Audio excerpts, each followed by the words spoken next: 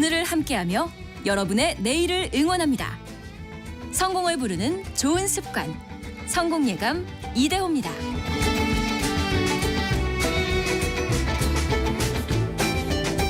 성공예감 이대호입니다.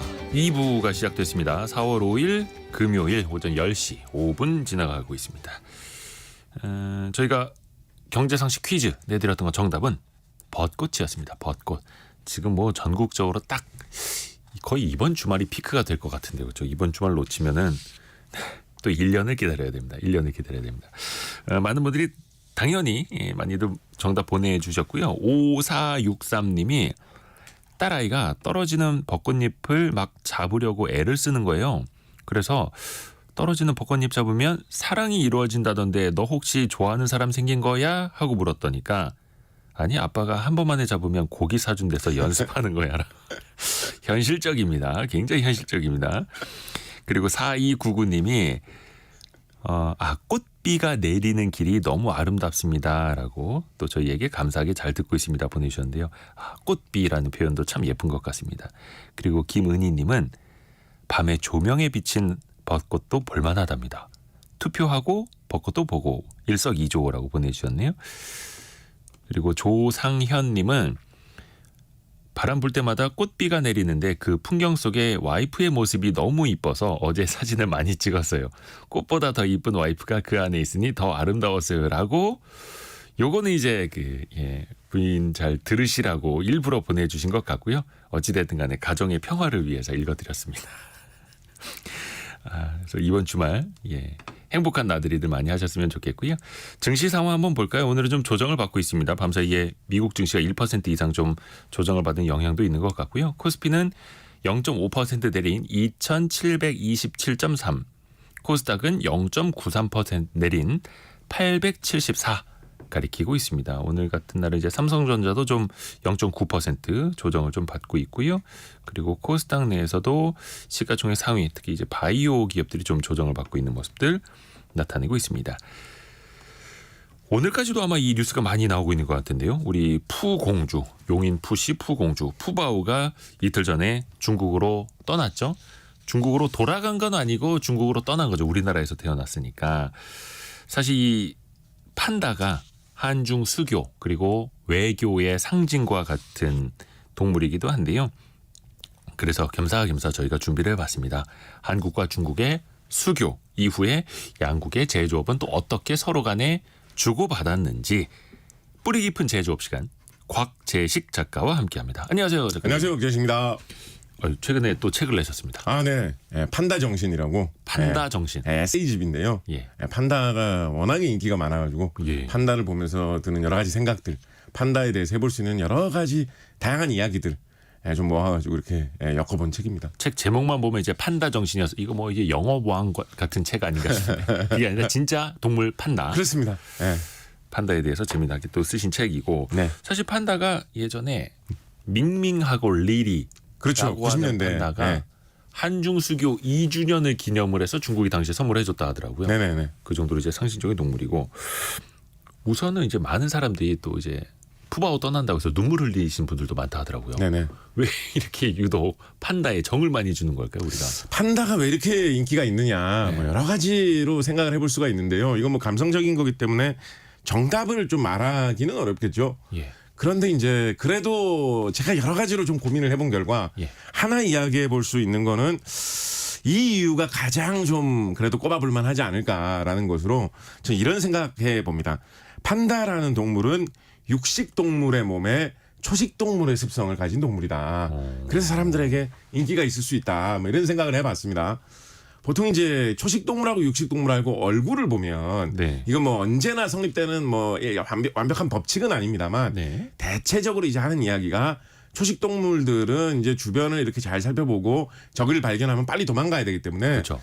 눈이 좌우로 이렇게 돼 있다. 그렇죠. 옆통수에 달려 있죠. 말이나 뭐 소나 토끼나 뭐 이런 동물 보면 옆모습을 보통 그림을 그려도 우리가 그림을 그리죠. 그렇죠. 그래서 앞쪽을 보기보다는 좌우를 봐가지고 최대한 넓게 멀리 보려고 하는데 육식 동물일수록 뭐 호랑이라든가 뭐 고양이라든가 이런 걸 보면 다른 동물을 보고 빨리 쫓아가서 잡아야 되기 때문에 그렇죠. 집중해서 앞쪽을 보면서 두 개의 눈으로 거리감을 잘 살피기 좋게 그렇게 눈이 앞쪽으로 두 개가 나와 있는데 네.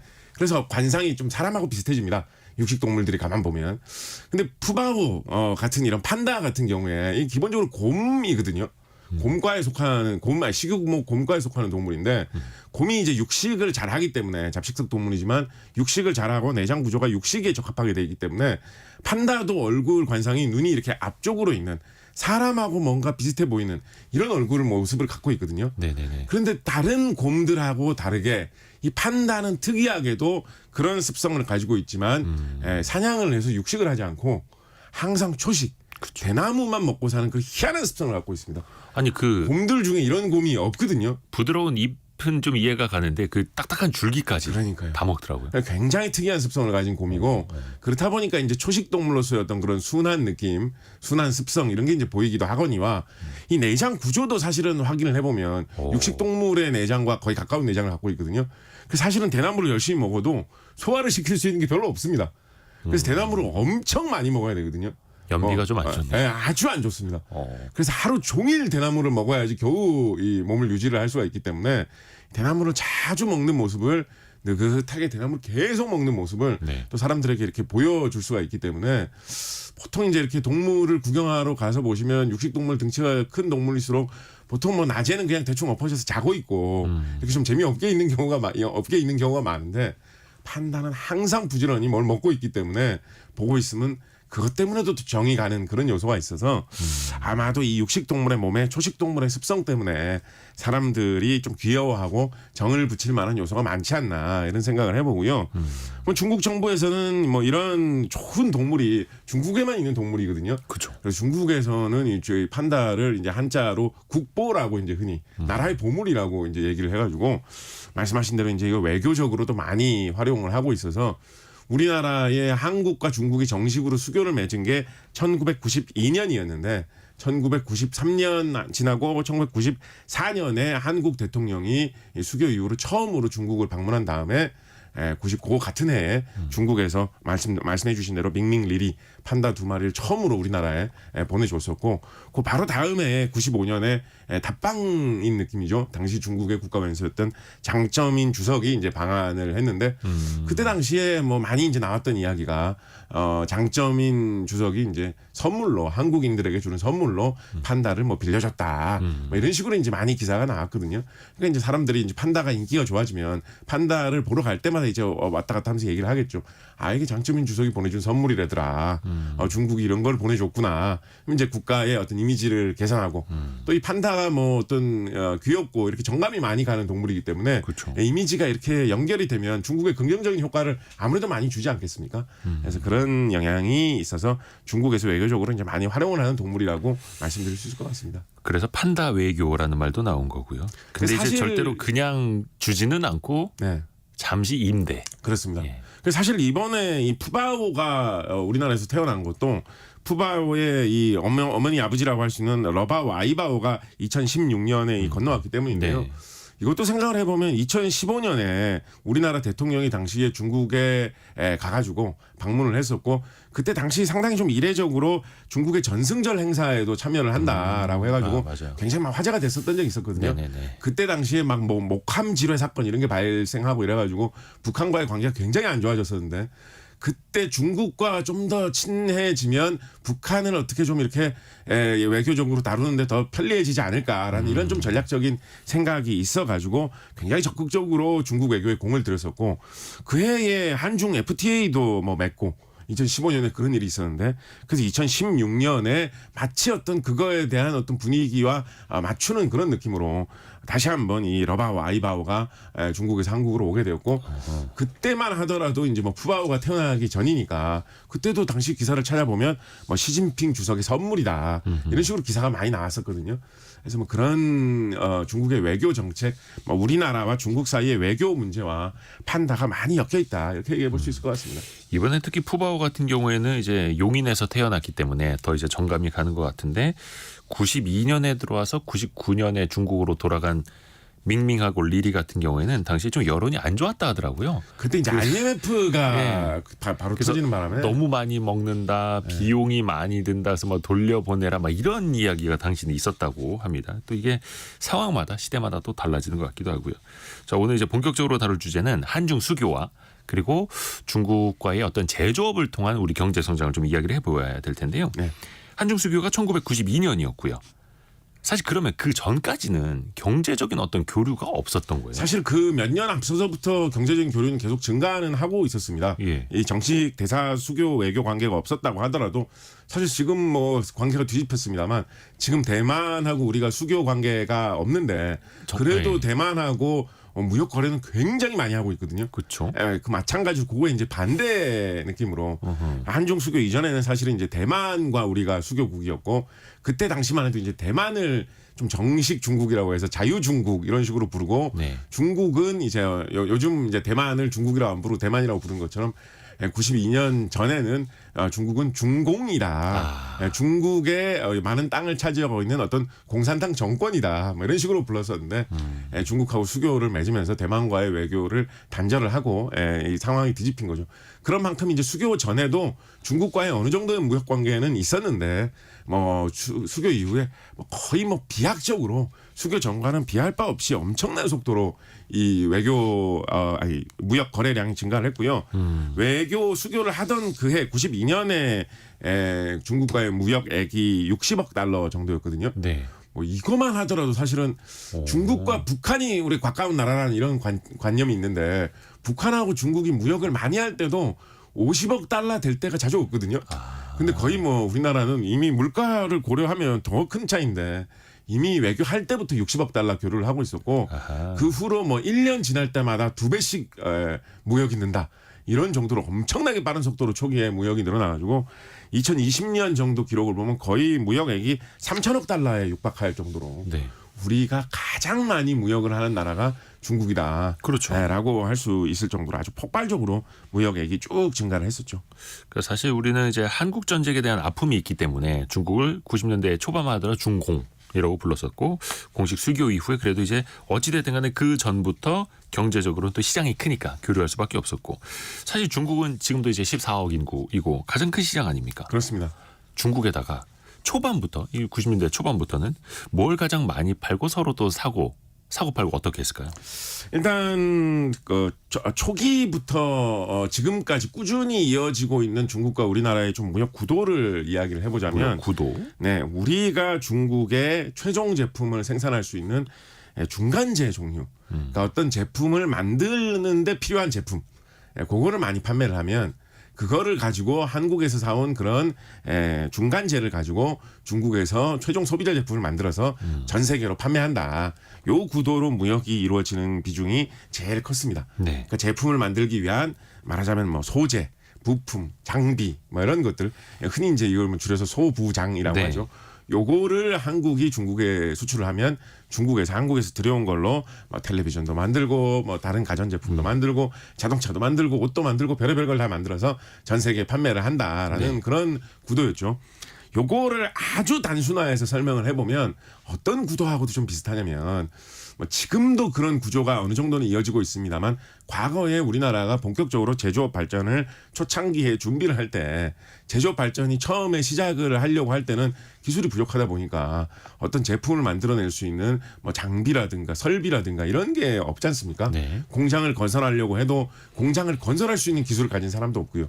그래서 우리나라는 이웃에 있는 기술이 앞서 있는 국가인 일본에서 여러 가지 장비나 설비를 도입을 해가지고 그걸 가지고 한국에 있는 이제 노동력을 이용을 해서 제품을 많이 만들면 품질 좋고 싼 제품을 만들 수 있다라고 해서 이제 그거를 세계에 판매하는 방식으로 한국이 쭉 과거에 경제 성장을 했었는데 한국이 경제 성장을 할 때 일본이 하던 역할을 중국이 경제 성장할 때 한국이 하는 거하고 비슷한 느낌이다. 뭐 이런 식으로 보시면 될 것 같습니다. 그러니까 우리가 얼마 전에 몇 년 전에 일본하고 이렇게 무역 마찰 비슷한 게 잠깐 있었을 때 그렇죠. 일본에서 우리가 소재, 부품, 장비를 너무 많이 의존하고 있다. 그래서 소부장, 소재, 부품, 장비를 독립해야 된다. 뭐 이런 이야기가 많이 나오지 않았습니까? 네, 네. 마찬가지로 중국도 우리나라의 소부장을 많이 사가지고 그 소재, 부품, 장비를 이용을 해서 세계에 수출을 하면서 중국 경제 발전이 많이 이루어졌고 그래서 한동안 뭐 거의 뭐 최근까지도 뭐 사실 지금도 그런 경향이 어느 정도는 있습니다만 중국 경기가 좋아가지고 예. 중국 제품이 전 세계에 잘 팔리고 중국의 산업이 쑥쑥 성장할수록 중국의 공장을 하나라도 더 차리려고 하면 한국에서 소재 부품 장비를 들여와야 됐었기 때문에 덩달아서 우리나라 경제도 좋아지는 뭐 이런 흐름이 쭉 있었던 게 사실이죠. 아하. 이게 또 중국의 산업의 어떤 규모라든가 시장의 규모가 사실은 최종 소비자 제품의 시장 규모로서도 그러니까 중국 내수 시장의 규모로서도 굉장히 크기 때문에 네. 그 전체적인 규모의 크기 자체도 우리에게 갖는 의미가 좀 상당히 크거든요. 예를 들어서 뭐 어떤 거를 좀 예시로 한번 생각해 볼 수가 있냐면 얼마 전에 우리 이 시간에 그 얘기 한번 드린 적이 있지 않습니까? 이 미국 영화 보면 네. 미국의 그 뭐 슈퍼 히어로들이 유니폼을 멋있게 이 스판덱스 옷을 입고 나타나는데 네. 그 스판덱스 자체는 국산이 한국 상표 제품이 세계에서 제일 많이 팔리고 있다. 네네. 이런 말씀 드렸는데요. 그 스판덱스를 그래서 우리나라에서 만들어서 우리나라 회사가 만들어서 수출을 하면 중국에서 그 스판덱스를 사다가 그거를 가공해 갖고 이제 옷이나 이런 걸 만드는 거거든요. 네. 그래서 어떤 게 있냐면 예를 들어서 중국에서 뭐 어떤 영화 배우 같은 사람이 뭐 텔레비전 예능 프로그램 같은 데 출연을 해가지고 무슨 필라테스 같은 걸 하면서 뭐 레깅스 뭐 쫄쫄이 이런 걸 입고 멋있게 하는 모습을 이렇게 한번 보여줬다. 그러면 네네네. 중국에 전체적으로 레깅스 열풍이 일어날 수가 있겠죠. 예. 그러면 중국의 그 수십억 되는 인구의 단일 시장으로서는 어떤 시장과도 비교해 볼 수 없는 세계 최대 시장에서 레깅스 열풍이 한번 불게 됩니다. 그럼 중국에 있는 수많은 레깅스 회사에서 이 스판덱스를 대량 생산을 하는 이런 분위기가 불게 되거든요. 그럼 한국에서 이제 스판덱스를 많이 수입해 가겠죠. 예전에 이제 우리나라의 스판덱스 공장이 뭐 안양, 경기도 안양 이런 데 있었거든요. 아, 안양에도 지금, 있었어요? 예, 지금 구미 뭐 이런 데 있는데 예전에 지금은 안양이 뭐 R&D 중심으로 하는 것 같은데요. 아, 네. 그러면 안양의 스판덱스가 잘 팔리면서 안양시의 경기가 막 갑자기 좋아지고 그럼 이제 안양시 사람들은 요즘 우리 동네의 경기가 갑자기 왜 좋아진 거지? 근데 중국의 영화 배우가 예능 프로그램에서 필라테스를 멋있게 하면 그게 이렇게 돌아가가지고 안양시 경기가 좋아지는 이런 일이 전국 각지에서 뭐 비일비재하게 일어난다고 할 정도로 중국과 우리나라의 산업이 긴밀하게 연결돼 있었고 특히 우리나라가 중간재 수출해서 마치 과거에 일본이 우리나라에 했던 것 같은 역할을 하면서 무역을 잘할 수 있었다. 뭐 이렇게 요약을 해볼 수 있을 것 같습니다. 이야. 그래서 이제 지구촌이라고 불리는 거고요. 네네. 일본에서 기초 소재나 장비 들여와서 한국에서 중간재를 만들고 그걸 이제 중국에 팔면 최종 소비재 만들어서 또 전 세계에 수출이 되고 네. 이게 이제 착착착 맞물려서 돌아갔던 시절이었는데 그 1990년대 이야기를 더 해보면 당시에도 방금 말씀해 주셨던 석유화학뿐만이 아니라 철강, 사실 네네. 철강 제품도 중간재이지 않습니까? 그렇습니다. 네. 이런 것들이 많이 나갔죠. 그렇습니다. 석유화학 제품이나 철강 제품 같은 경우에는 사실은 지리적 이점도 어느 정도 좀 생각해 볼 만합니다. 그러니까 이게 무슨 말이냐면 중국이 이제 땅덩이가 큰 나라지 않습니까? 네. 그리고 우리나라가 뭐 이게 옛날에 역사 시간 이럴 때도 가끔 배우는 건데 우리나라가 뭐 지리적으로 요충지다 뭐 이런 이야기를 많이 하는데요. 네. 우리나라가 반도 형태로 길게 뻗어 있기 때문에 가만 보면 중국 각 지역에서 중국 내에서 이동하는 것보다 한국에서 그 중국 장소까지가 거리가 가까운 경우가 꽤 있습니다. 아. 예를 들어서 석유 같은 경우에 중국의 유전들이 주로 이 동북 지방 같은 데 이제 많이 몰려 있거든요. 네. 베이징이나 텐진 근처나 아니면 뭐 이 만주 지역, 동북 삼성 지역에 이제 많이 몰려 있는데 만약에 중국의 뭐 광저우 같은 데서 휘발유나 경유, 중국의 남쪽 끝 지역에서 휘발유나 경유를 사와야 된다라고 네. 하면 중국의 이 둥베이 지방, 뭐 흑룡강성 뭐 이런 데서 석유 제품을 기름 제품을 실어 오는 것보다 우리나라의 여수나 서산에서 실어 오는 게 오히려 더 가깝거든요. 그리고 중국은 뭐 여러 가지 이유 때문에 중국 국산 석유를 이용을 해가지고 석유 제품을 만들어야 되는 경우가 많이 있는데 우리나라는 어차피 석유가 나지 않기 때문에 뭐 제일 값비싼 그때 시세에서 가장 값비싼 뭐 두바이나 사우디아라비아에서 나는 제일 싼 석유를 사다가 실어와가지고 그걸 가공을 해가지고 양질의 석유 제품으로 만들 수가 있거든요. 그러면 이 사업을 하는 입장에서 보면 이걸 국산품 사는 것보다 한국에다 주문을 하는 게 오히려 거리상으로도 더 가깝구나 이런 일이 생기는 경우가 이제 비일비재한 거죠. 더 빨리 오고 질도 좋고. 그렇습니다. 철강 제품 같은 경우에는 세계 최대 철강사가 이제 중국 철강사인데 예. 중국 철강사의 제일 뭐 대표적인 공장이 이제 샹하이 근처에 있거든요. 그러니까 마찬가지로 이제 반대 현상이 발생을 하는 게 뭐 베이징이나 이런 중국 북부 지역에 있는 공장에서 우리가 철강을 많이 사다가 그걸로 뭐 배나 아니면 자동차를 만들어야 되겠다라고 하면 샹하이에서 배가 오는 것보다 우리 충청남도 당진에서 배가 오는 게 오히려 더 빨리 올 수가 더 가깝구나 이런 경우가 이제 생길 수가 있는 것입니다. 그래서 이거를 수출입할 때의 어떤 통관 절차라든가 예. 그런 행정적인 것만 우리 외교 통상 당국에서 중국하고 잘 조율해가지고 맞춰주면 중국 국내의 운송보다도 한국에서 가는 게 더 빠른 경우 또 한국이 세계에서 수입을 잘해가지고 가공을 해가지고 중국 내수 제품보다 더 좋은 제품을 만들 수 있는 경우가 많이 있기 때문에 이런 지리적 이점 때문에라도 이런 거는 사실은 중국하고 교류하는 그 어떤 나라도 누릴 수 없는 그야말로 어떻게 보면 당군 할아버지께서 털을 잘 잡아주셨기 때문에 한반도가 남북으로 길게 뻗어 있어가지고 네네네. 잘만 항구를 이용을 하면 중국의 해안 지방에 있는 이 공업지대에 어디든지 좀 쉽게 빨리 잘 닿을 수가 있거든요. 만약에 남북 통일이 돼서 북한하고 북한의 서해안까지 이용할 수 있으면 더 이런 장점이 극대화될 텐데 그래서 이런 특징까지 겹쳐졌기 때문에 비용 차이, 품질 차이가 조금밖에 안 나도 한국산 제품을 수입하는 게 유리한 경우까지도 있었다라는 거죠. 그러니까 우리 시장은 작지만 바로 앞에 세계에서 가장 큰 시장이 있으니 그렇습니다. 거기다 중간재를 팔았던 거고요. 네. 근데 이제 지금은 중국에 공장들이 좀 많이 들어섰고 철강도 그렇고 석유화학도 그렇고 지난주에도 말씀해 주셨습니다만 그들 내에서도 기술력도 많이 올라가고 있는데 90년대만 하더라도 그러면 이제 기술력이 격차가 커서 우리가 어떻게 보면 이제 수출을 더 많이 할 수 있었던 거고요. 네, 그런 측면이 있죠. 특히나 이제 90년대에는 어떤 이야기도 좀 많이 나왔었냐면 중국이 당시 개발도상국으로 이제 처음 본격적인 어떤 성장을 시작하던 그 무렵에서 멀지 않은 시기다 보니까 네. 중국은 이제 인건비가 싸다. 그렇죠. 그리고 땅값도 싸다. 그래서 공장을 차리고 운영하기가 좋다라고 해가지고 우리나라 기업의 생산 기지를 중국에다 건설을 하자라는 분위기도 상당히 사실 많이 있었습니다. 특히 노동 집약적인 산업에서 그렇습니다. 예, 그리고 뭐 노동 집약적 사업이 아니라는 분야 역시 일단 땅값이 싸니까 공장을 차리기가 좋고 그다음 중국 내에서 이 한국이나 일본하고 다르게 중국 같은 경우에는 중국 내에서 생산되는 여러 가지 뭐 지하 자원이라든가 농산물이라든가 이런 원료가 되는 상품도 또 많지 않습니까?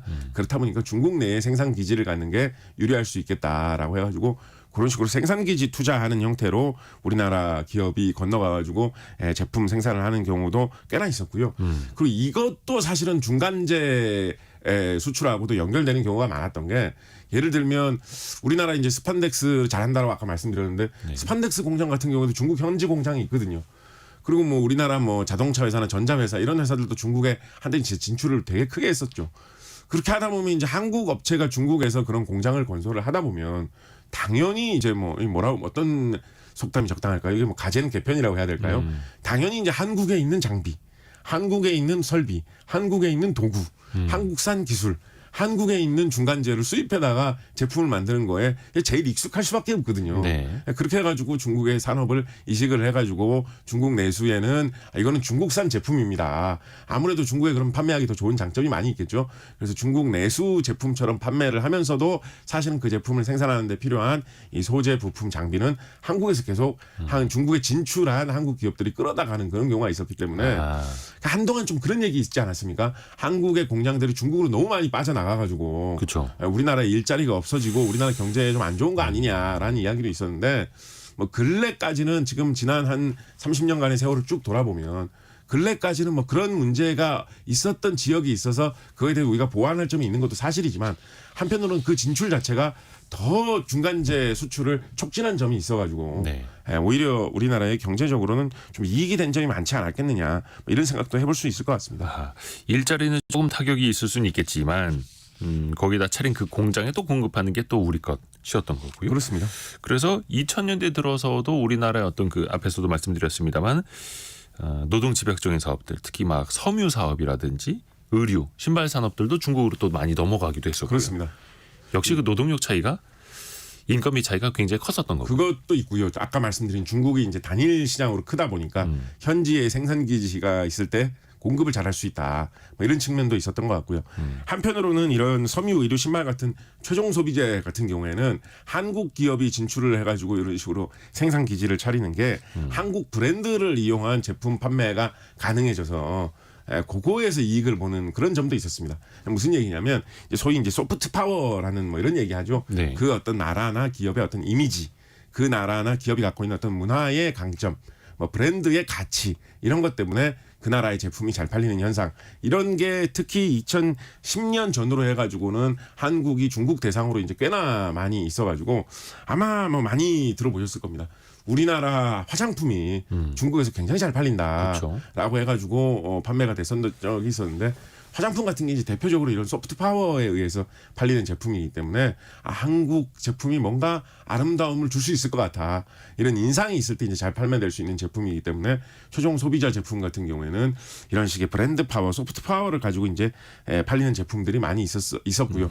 특히 2018년경 정도, 2010년대 후반 정도가 어떻게 보면 우리나라 화장품 중국 판매는 거의 뭐 정점이라고 생각이 되는데요. 네. 그때만 하더라도 뭐 세계적으로 화장품하면 프랑스산 화장품이 뭐 세계 제일이 아니냐. 수백 년 동안 프랑스 화장품이 세계 제일이 아니었느냐라고 하는데 2018년 통계를 보면 그때 당시 프랑스 화장품보다 한국 화장품이 중국에서 훨씬 더 많이 팔렸고요. 그렇죠. 예, 한국 화장품이 1위, 프랑스나 일본이 뭐 2, 3위 정도. 그것도 격차가 상당히 크게 한국 화장품이 1위를 하던 시기가 있었는데 이런 시기가 좀 오래 지속되지 못하고 지금은 이제 일본이나 프랑스에 좀 약간 추월을 당해가지고 한 3위 정도 하고 있는 수준으로 좀 내려온 거는 조금 아쉽기는 한데 그래도 여전히 뭐 3위 정도 판매를 하고 있으면 아직도 뭐 나쁘다고는 할 수 없다. 뭐 이렇게 생각을 해볼 수 있을 것 같습니다. 우리가 중국을 이제 생산 기지뿐만이 아니라 엄청난 또 소비 시장으로 보고 공략을 또 잘 했었는데 지금 또 좀 상황이 바뀌고 있고 그 이제 뒷부분에 좀 더 여쭤볼게요. 네네. 우선은 2000년대로 이제 들어서면서 교육 구조, 산업 구조가 좀 많이 달라졌습니다. 특히 네네. 이제 첨단, 네. IT 기술 산업 위주로 또 교육이 더 커지기도 했었고요. 네. 그 첨단 산업에서도 비슷하게 중국이 첨단 산업을 육성할수록 그에 맞는 중간재를 우리나라가 판매하는 뭐 그런 경향 계속해서 좀 나타난 그런 네. 측면이 있습니다. 중국이 이제 산업이 어느 정도 성장을 하고 나니까 자동차 산업에 공을 들여가지고 자동차 산업을 굉장히 장시간 동안 아주 역점을 기울여서 잘 육성을 했었거든요. 네. 세계 각지의 자동차 공장도 중국에 이제 많이 유치를 하고 그랬었는데 그래서 사실 어떻게 보면 요즘 약간 중국 자동차 산업이 좀 결실을 맺는 단계로 가고 있는 거 아니냐라고 할 정도로 중국 자동차 산업이 엄청난 규모로 성장을 했죠. 네. 2023년에 세계 자동차 수출 통계가 나온 게 언론사에 여기저기 보도된 자료를 보면 대부분 이제 세계 수출 1위 국가를 중국으로 이제 보고 있습니다. 2위가 일본이고 3위가 독일이고 4위가 한국인 뭐 이런 순위로 나오게 되는데요. 네. 그럼 뭐 일본 차, 독일 차 세계에 많이 팔리는 건 뭐 약간 어떻게 보면 상식적인 일이고 우리나라 자동차 회사도 요즘 잘하고 있으니까 4위가 뭐 한국이구나 뭐 이 정도 뭐 이제 받아들일 수 있을 것 같은데 아직까지도 우리나라에서는 언뜻 생각을 하면 근데 주변에 뭐 수입차 산다라고 하는 사람들 있지만 중국 차를 사겠다는 사람들은 그다지 많이 못 본 것 같은데 어떻게 중국 차가 세계 수출사 시장에서 1위를 한 거지 약간 좀 의아스러울 수도 있는데요. 네네. 중국 자동차가 이제 중국 자체 브랜드로도 많이 팔리거니와 중국의 생산 시장을 갖춘 독일차, 일본차 그 브랜드의 자동차들도 또 같이 팔리고 있고 아하. 더군다나 요즘에는 예전의 자동차하고는 전혀 다른 기술적인 기반 하에서 생산이 되는 전기차가 중국에서 굉장히 많이 생산되어서 특히 좀 저가의 전기차 중심으로 동남아시아, 인도 지역에 굉장히 많이 팔리고 있기 때문에 요 세 삼박자 중국의 자체적인 자동차, 해외 브랜드의 중국 생산 자동차, 전기차 요게 다 맞아서 중국에 생산이 되면서 자동차가 엄청나게 성장을 하게 되었고 반대로 말하면 완성차 같은 경우에는 우리나라 자동차가 중국에 팔리는 게 좀 이렇게 비껴나간, 좀 밀려나간 이런 측면이 이제 없잖아 있죠. 그런데 테슬라 같은 경우에도 중국 상하이 팩토리에서 만들어져서 해외로 나가면 이제 중국의 수출로 잡히는 거죠. 그렇습니다. 예, 그렇습니다. 그렇기 때문에 의외로 이제 중국 자동차 산업이 굉장히 규모가 크고 특히 보통 이제 이런 자동차 통계 뭐 자동차뿐만 아니라 수많은 제품의 통계를 낼 때 그 단순히 어떤 생산량이나 통계를 안 내고 수출 생산량만 가지고 통계를 내는 경우가 이제 꽤나 있는데 네네네. 그 이유 중에 하나가 내수를 잡아버리면 중국 이 항상 1위를 그냥 뭐 볼 것도 없이 중국이 1위를 하는 그쵸. 그런 품목들이 굉장히 많거든요. 자동차도 사실은 좀 그런 품목이 되어버렸는데 그래서 중국이 자동차 생산이 굉장히 거대해진 상황이 되었습니다. 근데 이것도 마찬가지로 사실은 이 중국의 자동차 산업이 성장을 하면서 자동차 만드는 데 들어가는 부품을 우리나라에서 판매를 해가지고 최근까지 상당히 우리가 성장을 많이 이룬 그런 측면들이 있습니다. 네. 자동차가 굉장히 많은 부품들을 조합을 해가지고 그렇죠. 만들어지는 제품인데 그 부품들을 가만 보면 의외로 별거 아닌 것 중에서도 이거를 믿을 만한 업체가 판매하는 게 아니면 이거 뭐 어려울 수도 있겠다 싶은 품목들이 의외로 꽤나 많이 있습니다. 그럼요. 예를 들면 뭐 안전벨트 같은 거만 하더라도 안전벨트 어떻게 보면 뭐 별거 아닌 것 같지 않습니까? 근데 생각을 해보면 안전벨트가 이게 쓱 당기면 쉽게 이렇게 쭉 풀려 나와야 되고 예. 놓으면 바로 착 감겨가지고 들어가야 되거든요. 네. 그 이거를 수백 번 수천 번을 해도 이게 뭐 늘어나거나 뭐 헐렁해지거나 이러면 안 되는 것이고 또 안전벨트를 끼울 때는 쉽게 끼울 수 있고 뺄 때는 버튼만 누르면 쉽게 탁 튀어나와야 되지만 사고가 났을 때는 절대 빠지지 않고 잡아줘야 되는 거거든요. 그래서 이게 별거 아닌 것 같아도 안전벨트 같은 거를 잘 만들기가 의외로 그 특히 안전벨트 들어가는 부품 하나하나를 잘 만들기가 의외로 그렇게 간단한 일이 아니고 네. 더군다나 이게 뭐 애직 장난감 같으면 조금 뭐 성능이 안 좋다고 하더라도 그냥 뭐 이거 애들 장난치는 데 쓰는 거니까 뭐 부서지면 뭐 버리죠 라고 하면서 판매할 수도 있는 것인데 자동차 부품 같은 경우에는 다 안전 기준이 있어가지고 테스트를 하고 어떤 검정을 통과해야 되는 것이 많기 때문에 요게 잘 맞는 안전벨트 같은 거를 만들어서 부품을 판매하는 게 그렇게 쉬운 일만은 아니거든요. 근데 우리나라 기업들이 중국에 처음에 진출을 해가지고 생산 공장을 차리면서 국내 중소기업이라든가 이런 납품 회사들이 중국으로 판매하는 이 길을 뚫은 다음에 다른 중국의 생산 기지에도 이런 부품을 수출할 수 있는 길을 하나하나씩 뚫어 놓으면 중국 자동차 산업이 성장을 하면서 안전벨트 같은 이런 부품을 수출하는 우리나라의 중소기업 뭐 또 딴 기업들도 같이 이렇게 성장을 할 수 있는 그런 측면이 있어가지고 우리나라 기업들이 중국의 성장세와 함께 같이 이득을 본 게 참 많구나 뭐 이렇게 좀 돌아볼 수 있을 것 같습니다. 중국의 성장과 함께 그 과실을 누릴 수 있는 기업들 그리고 자동차 이야기 말씀을 좀 해주셨는데 딱 맞는 이제 문자 메시지가 들어왔습니다. 최선영님이 작가님 당진에 강연 오셨을 때 터미널까지 태워드렸던 당진 시민이에요. 아, 네. 네. 스치듯이 당진에 언급해 주시니까 갑자기 생각났다고. 네네. 반갑습니다. 자 그리고 반대로 우리 제조업 시장에 진출한 중국 기업들도 있을까요? 대표적으로 또 어디가 있을까요? 일단 우리가 잘하는 제품들을 이제 어떤 경쟁적인 구도로 가가지고 세계 시장에서 한국 시장, 한국 제품을 좀 밀어내고 있다라고 하는 그런 품목들이 중국에 이제 속속 많이 등장을 하고 있습니다. 2010년대 초반까지만 해도 약간 분업화된 그런 구도가 있어서 한국에서는 한국이 잘 생산할 수 있는 어떤 이런 고수준의 하이테크 제품들, 고품질 제품들을 만들고 그것이 아닌 제품들을 생산할 수 있는 중간재를 소재 부품 장비를 중국에 팔면 중국에서는 그런 제품들을 만들어서 판매한다. 네. 그래서 한국 회사들하고는 별로 부딪힐 없이 서로 잘 커나가는 관계다. 이게 좀 단순하게 굳어질 수가 있었다면 네. 중국에서 계속 성장하는 입장에서 볼 때는 저게 정말 돈이 되는 장사인 것 같은데 한번 이렇게 길을 잘 뚫어 놓으면 소비자들의 어떤 변덕이나 이런 거와 상관없이 꾸준하게 판매할 수 있는 한 번 판매면 가격도 크게 나오는 아주 좋은 제품인 것 같은데 우리나라도 저걸 해봐야 되지 않겠느냐라고 하면서 이제 마치 이제 과거에 한국 회사들이 일본 회사를 따라잡듯이 중국 회사들이 한국 회사들을 이제 따라잡기 시작을 한 거죠. 그래서 많은 이 중간재들이 중국에서 이제 중국 입장에서 따졌을 때 국산화되고 있는 것들이 지금 많이 있습니다. 뭐 스판덱스 원료 같은 것들 뭐 중국에서도 생산해보자. 많이 하죠. 우리가 못할 게 어디 있냐라고 하면서 이제 뭐 따라온다라든가. 자동차에 들어가는 부품이 이제 중국 회사도 기술력이 올라가지고 국산으로 하면 오히려 더 싸고 좋다. 뭐 이런 식으로 계속해서 이제 따라오는 게 있거니와 그렇죠. 소비자 제품에 있어서도 과거에는 이제 좀 이렇게 고급 제품 같은 경우에는 한국 제품이 경쟁력을 갖고 있는 경우가 있어서 예를 들면 뭐 휴대전화라든가 특히 이제 가전제품 중에서는 뭐 텔레비전이나 에어컨 같은 제품들이 한국이 상당히 과거에는 잘 팔고 있었던 제품이었는데 이런 제품 같은 경우에서 중국이 굉장히 빠르게 성장을 해가지고 한국 기술력을 따라잡아서 대체를 한 측면들이 많이 있죠.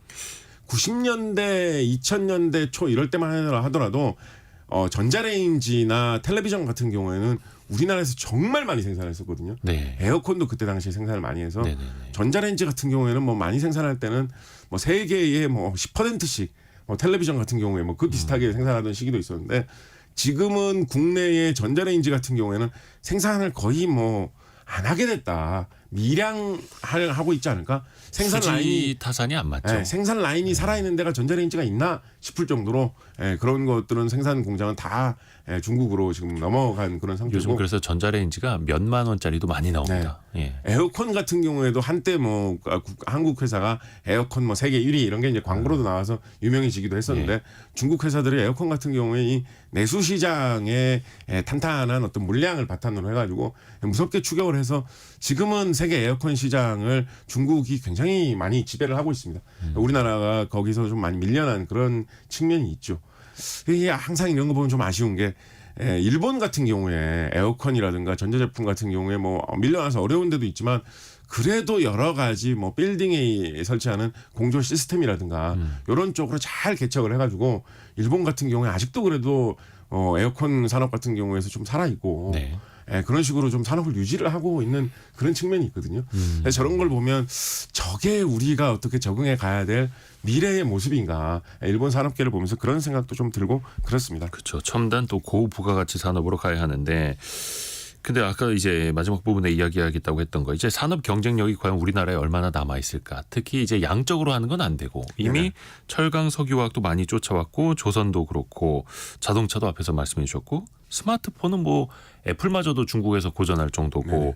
거의 뭐 화장품도 이제 자체 브랜드로 또 중국에서도 만들고 있고 반도체 빼고는 참 그 디스플레이도 이제 밀리고 있고 반도체나 뭐 OLED 요런 몇 가지 외에는 또 우리가 경쟁력이 이제 압도적이다라고 할 게 이제 몇 개 안 남지 않았나라는 우려도 있거든요. 네. 그래서 사실 여기서 어떻게 남아야 될까 이건 참 어려운 질문입니다. 네. 사실 저보다 훨씬 더 좀 똑똑하시고 높은 자리에 있으신 분이 좋은 대책을 만드실 수 있는 어려운 문제인데요. 네. 아까 말씀드렸던 대로 저는 우리가 일본이 어떻게 살아남았느냐에 대해서 좀 배울 점도 있는 것 같아요. 중국 같은 경우에 우리가 이런 중간재 판매 구도를 굳혀가지고 1994년부터 2022년까지 거의 30년 동안 중국에서 계속 우리가 흑자를 봤거든요. 네. 중국에서 30년 동안 계속 물건 팔아서 우리가 이 더운 물건을 많이 팔아서 이익을 많이 봤습니다. 그러다가 2023년에 작년에 처음으로 대규모의 적자를 그쵸. 보게 됐었거든요. 그래서 돌아섰는데 일본 같은 경우에 우리가 비슷하게 일본에서 뭐 장비 소재 수입을 해가지고 우리가 수출하는 그런 이야기 말씀드리지 않았습니까? 일본 같은 경우에 60년대 중반에 국교 정상화 이루어진 다음에 지금까지 거의 60년 세월이 흐르는 동안 한 번도 우리가 일본의 흑자를 본 적이 없습니다. 우리는 일본에 지금까지 계속 적자를 받고 적자 폭이 IMF 때 좀 줄어든 적이 있었고요. 그 외에는 적자 폭이 거의 대부분 뭐 주춤주춤 할 때 있긴 했었지만 지속적으로 계속 적자 폭이 늘어났었거든요. 우리나라 경제가 성장을 하면서 일본이 소재 부품 장비를 계속 적응해서 꾸준히 판매하는 다른 방법들을 계속해서 발견해가지고 일본 산업계 같은 경우는 아직까지도 한국을 이용을 해서 한국 산업이 잘 되면 일본 기업도 돈을 버는 그런 구조를 아직까지도 유지를 하고 있거든요.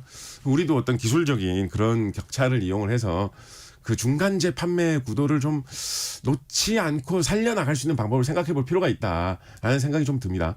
최근에 약간 뭐라 그러죠? 지정학적 어떤 위협, 네. 뭐 미중 갈등 뭐 이런 것 때문에 단순한 경제 문제, 기술 문제 이상의 고민까지 여기에 끼어드는 바람에 이 문제 풀기가 훨씬 더 어려워진 측면이 있는데요. 일단 이제 기술의 문제만 좀 놓고 보면 디스플레이 같은 경우에 우리나라 디스플레이가 2004년에서 한 2020년 정도까지 거의 17년간 세계 1위를 하면서 우리가 그걸로 장사해서 돈을 잘 벌었거든요. 근데 2021년에 중국에서 LCD를 굉장히 이제 싸게 판매하는데 성공을 하면서 2021년부터 이제 중국에 역전이 되었습니다. 그래서 17년간 우리가 이 하던 1위를 중국에 내주게 되었는데 그렇죠. 그렇다고 해서 우리가 뭐 무조건 손해만 받느냐? 중국의 LCD를 대량 생산하는 공장이 지어지려면 마찬가지로 이제 LCD를 생산할 수 있는 소재와 장비가 필요하지 않겠습니까?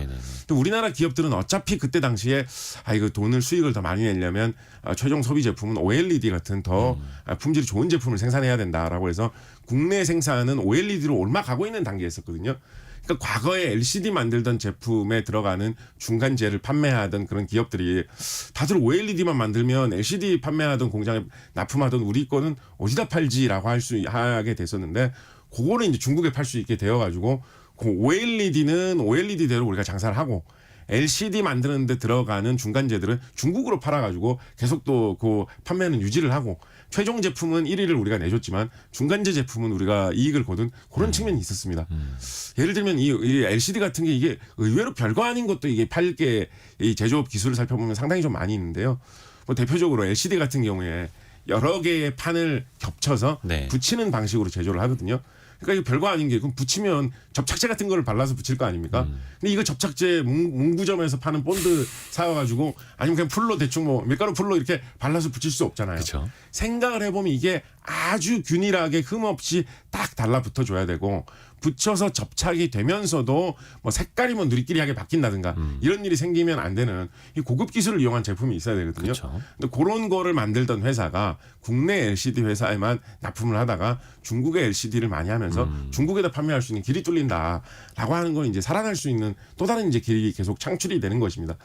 그래서 이제 미래의 산업을 좀 이렇게 예견을 하고 그 예견에 따라서 산업을 계속해서 이끌어 나갈 수 있는 그런 기술적인 동력이 좀 이게 다양하게 갖춰져 있으면 중국 산업의 최종 소비재 산업에서 뒤처지는 부분들이 또 경쟁에서 밀려나는 부분들이 일부 발생을 하지만 또 계속해서 새로운 산업에서 계속해서 또 돌파구를 만들어 갈 수도 있지 않을까.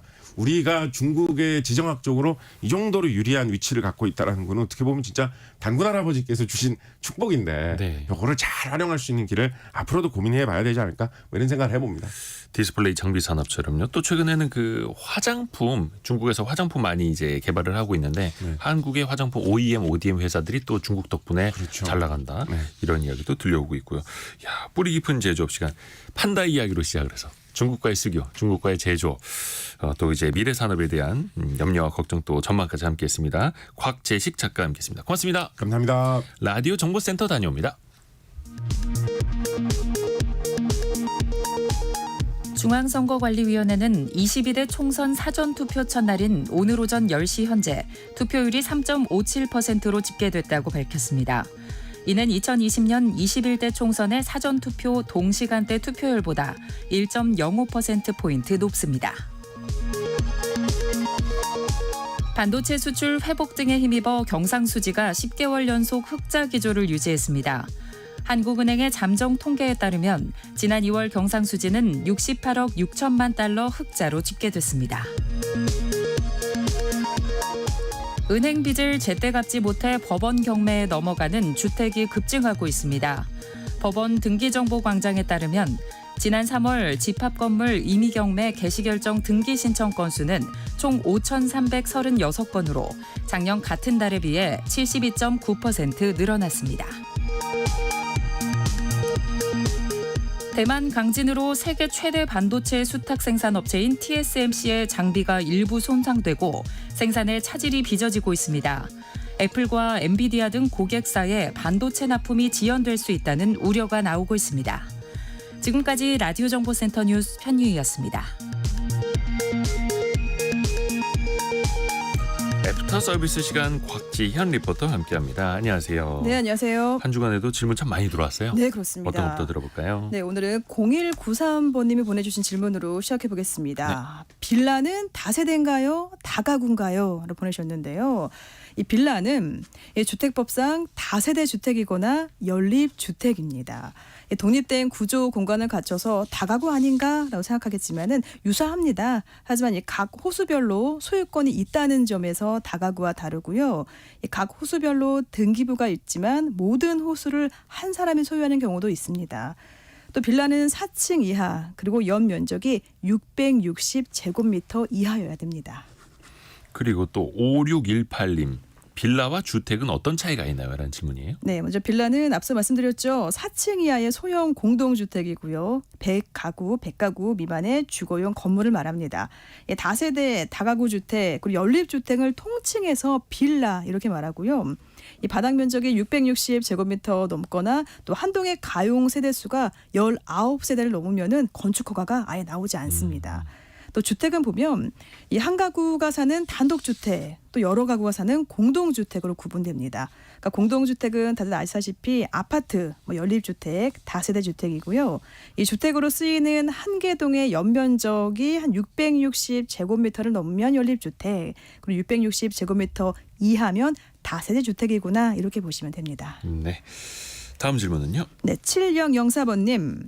빌라는 아파트처럼 실거래가 알 수 있는 방법이 있을까요? 알 수 있는 방법은 있습니다. 네. 그 국토부 홈페이지 실거래가 공개 시스템, 실거래가 공개 시스템 들어가서 보시면은 뭐 여러 가지 뭐 토지도 그렇고 오피스텔도 그렇고 유형별로 구분해서 보실 수는 있습니다. 다만 빌라는 이제 아파트처럼 뭔가 균일화되어 있지가 않잖아요. 좀 입지도 그렇고 평형도 그렇고 구조도 그렇고 뭐 동간 거리도 그렇고 이게 제각각이기 때문에 얼마 전에도 그 전세 사기를 친 사람들이 그냥 시세를 자기네들 마음대로 조작을 해버리는 거죠. 그러니까 실제로는 뭐 한 1억에 팔릴 집인데 이거 1억 5천에 막 거래되고 있다. 이런 식으로 하면은 사람들이 또 속을 수 있다라는 그런 맹점이 있습니다. 네.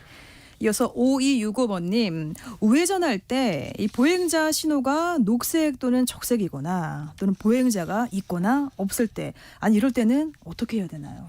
이게 저희가 어제 이 이야기를 다뤘는데 제가 그동안에 왜 이걸 그렇게 헷갈렸나라고 생각을 해보니까 네. 경우의 수 하나하나 이럴 때는 어떻게 해야 되지? 저럴 땐 어떻게 하라? 이걸 외우려고 했더니까 안 된 거예요. 그냥 쉽게 보행자가 있으면 그게 빨간불이든 파란불이든 멈춰야 되는 거고 네. 보행자가 지나갈 때까지 기다려야 하는 거고 네. 다만 직진 차로에서 자동차가 지나가도 되는 자동차용 초록불이 있을 때는 우회전도 가능은 한 건데 네. 이 역시 보행자가 있는지 없는지를 확인하고 서행해야 한다라는 거고 네. 직진 차로의 그 자동차용 신호가 적색일 때는 당연히 우회전할 때도 멈춰야 하는 거고 그렇죠. 보행자가 있는지 없는지 보고 넘어가야 된다. 근데 여기에다가 저도 그동안에 이거 보행자 신호일 때는 어떻게 해야 되지라고 신경을 썼더니 더 헷갈렸던 거죠. 맞아요. 자, 그리고 다음 질문도요. 네. 자, 다음에는 청취자 조건님이 보내셨습니다. 이번엔 알뜰폰 사용하시는 것 같은데요. 이 보통 지하철이나 버스, 우리가 대중교통에서 와이파이 사용하시는 분들 굉장히 많잖아요. 근데 알뜰폰은 왜 지하철이나 버스에서 와이파이 사용할 수 없나요? 라고 보내셨습니다. 뭔가 좀 오해하고 계시는 것 같은데요. 네. 그러니까 제가 직접 이 알뜰폰 사용하는 분들에게 물어봤더니요. 사용할 수 있다고 합니다.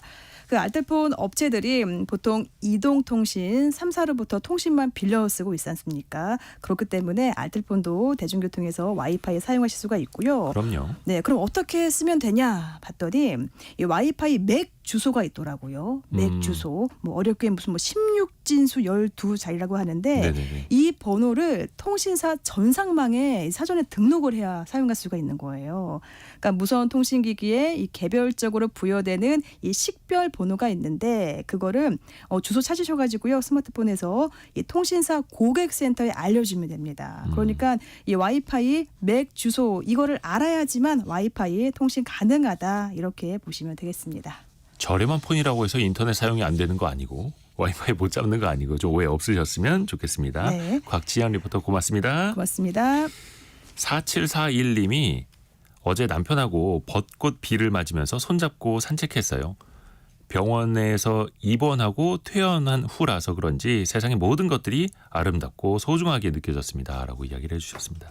그렇죠. 우리가 사실은 작고 평범한 것에서 행복을 찾을 수가 있는 거죠. 그리고 안규영님의 말씀처럼 벚꽃이 너무 금방 피고 빨리 쉽게 지고 떨어진다라고 이제 아쉽습니다라고 하시는 분들 많은데요.